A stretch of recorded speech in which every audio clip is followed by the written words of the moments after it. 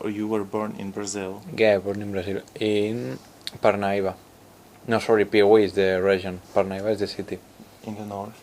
But I live, most of my life I live in Salvador de Bahia. Where? So it's in the north as well. Salvador, in the coast. I live there, but So- I born in Piauí. In your culture, can you say that it's from Brazil? Your parents both from Brazil? No, or- my parents are from Spain, Your parents are from Spain, and you were and my born. family as well. Mhm. I was born there.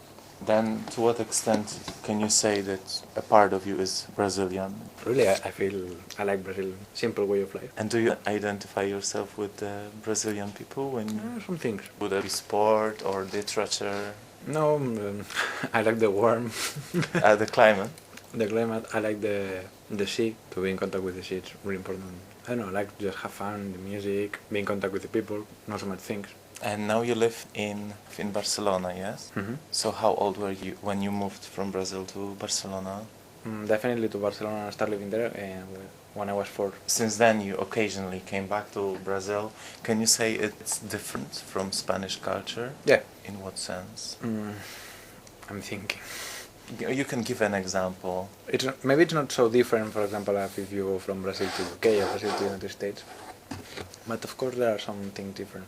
From the region I come, that in Catalonia and Barcelona, the people usually like to work and to work hard, to develop their business and blah blah blah. In Brazil it's not so common, it's more live the way of the life, you know.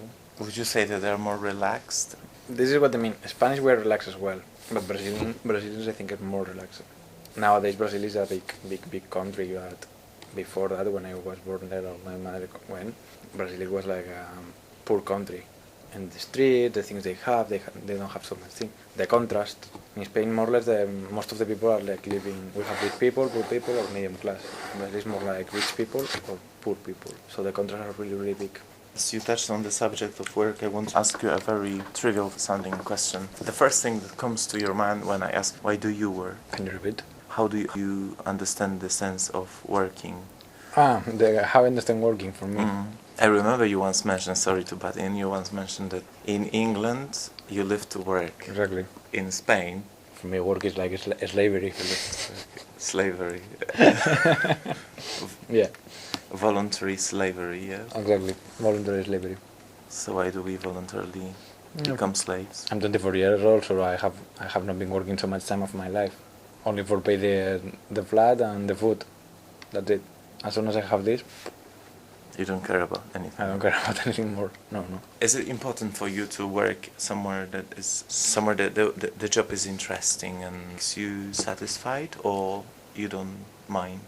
Yeah, of course. Always, as soon as you have to work, it's better work in a place that you will be satisfied, or you like the work, or you're happy. What could make a job satisfying? For me, good relationship with most of your colleagues or most of the company. Yeah, it's a good environment. One of the most important things. And the other, for me, is a work that keeps you like challenging you every time. That it's not like routinary, because after 1 year you feel really tired of doing the same thing every day. I don't mean with this that you have to maybe to, how you say, climb positions in the company. No. I just say that every day you can do something different or something, challenging. So can I sum up that the variety of the tasks in the job and the environment, meaning people and place, make the job interesting and not so much, climbing up the career ladder. Exactly. But if you're talking about that, if you, let's say, were to prepare a CV or send your CV to a potential employer, would you adapt it if you knew that this employer is of this culture or the other, or you could just prepare one and you would be happy sending it either to Brazil or to Germany or to Spain? Now, because I'm receiving CVs from a lot of people, I see that depending which country they are sending, or they are changing the CVs. Before that, I never know. So I always say the same. I always use the same CV for everything. Why do you think it's worth adapting your CV to the local culture? I don't know in other countries, but for example, in Spain, between the difference I can see between Spain and UK, in UK it's most important, for example, like all the works you have did in your life. It doesn't matter which work or they want to see like that you have been a person that you have been working in you can work in a lot of different companies, you have moved around the world. Or in Spain, maybe it's more important. For example, it doesn't matter how much the quantity or that. It's more important than if you have degrees or you don't have degrees, or you have a really good job in one company, but you only work one time there. Maybe in UK this is not useful, but in Spain it is. Do you more comfortably work on your own initiative or in a team? Would you ever freelance? I think I prefer working a team. I don't want to keep thinking when I arrive at home in the work when I arrive at home. So. And under what conditions, if at all, would you relocate to another country far away from your home? And you actually relocated to the UK and you suffered tremendously. Yeah, and I'm still suffering. Now that I'm living in another country, if some of my family or not alone, definitely, somebody came with me, I can think. And for me, it matters the weather so much. Really, I prefer to be in a country like, I don't know, let's say Brazil, that maybe don't have so much opportunities working, but as long as the weather is nice. Or yeah. Nowadays with these technologies, things are so much easier. And apart that, because maybe I was knowing that I will be here for a short period of time, we can say 6 months, 7 months.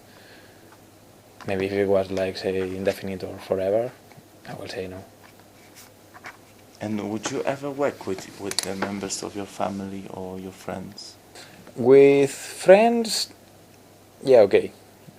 Could be okay. But with family or my girlfriend, for example, I don't want to work because for me, one thing is the family when you arrive, and the other is the work. And I don't want to take the things of the work to the family or the things of the work to my girlfriend.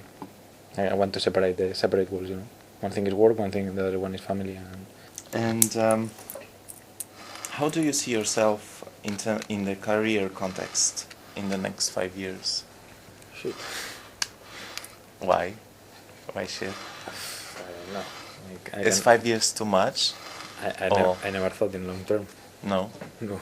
Is it not important? It's just as long as it pays the bills, it doesn't matter. For me, as long as I will continue. Really, what I want, I prefer like to continue studying and getting more knowledge and maybe applying this knowledge or than working. From working, yeah, as soon as I have my thing right. And the studies, I remember you mentioned philosophy. It's quite far away from your career again. You more to delve into your hobbies because Because I want to study a degree of philosophy because philosophy is like for me it's a hobby. Mm-hmm. When I arrive at home, I read books of philosophy. I think in I feel everybody philosophy. So, and if I can, I want to do like a degree. But for me, it's like hobby more than a degree. I have my degree in economics. That for me, this is the degree for working thing. You've lived in England for how long? 6 months, 7 months? 7. 7 months. Will you come back as a different person, or you will be still the same Arnau? No, I think that I will come a different person. Of course, being alone so much time, it's completely change your mind. Of course, there are really good aspects. And if it comes to English culture, if you can spot it in any way, or things that you've experienced here or noticed here, do you think you will take some of them home?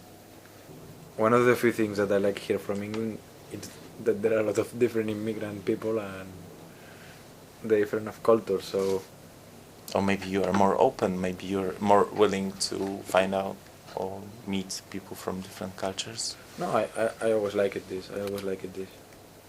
This sense of individuality, Okay, individuality. Yeah, of the English people. This is one of the things I like. That it doesn't care about what the other people think about you or blah blah blah. And in Spain, it's No, more people no. are more self-conscious. Yeah, in Spain we are more like in groups, you know. Mm-hmm. It's not so individual. We are more in group. That for this in one thing is good because it's what I feel sad here in this country. That in Spain everybody is like so social, everybody is together. But of course, if somebody is like outside these groups, could be like I don't know how to say. alienated? Would they alienate you if you behave differently, or they would, I don't know, they would think you were strange? For example, one easy example. If here you're walking around London or UK and you see some girl with green hair and I don't know, orange, I don't know how to say, orange boots or whatever, a strange thing. The people here doesn't exchange or don't say anything. In Spain, if we see something that is going out from the normal, we start like, oh, can you see this? We're very simple. Most of the aspects. We're very simple. Simple way of clothing, simple way of thinking, simple way of, you know. And for one thing, it's good because we are more together. But if someone is outside of this zone, yeah, the people start feeling like strange. This is one of the few things that I like from here, from England. And how would they show you that?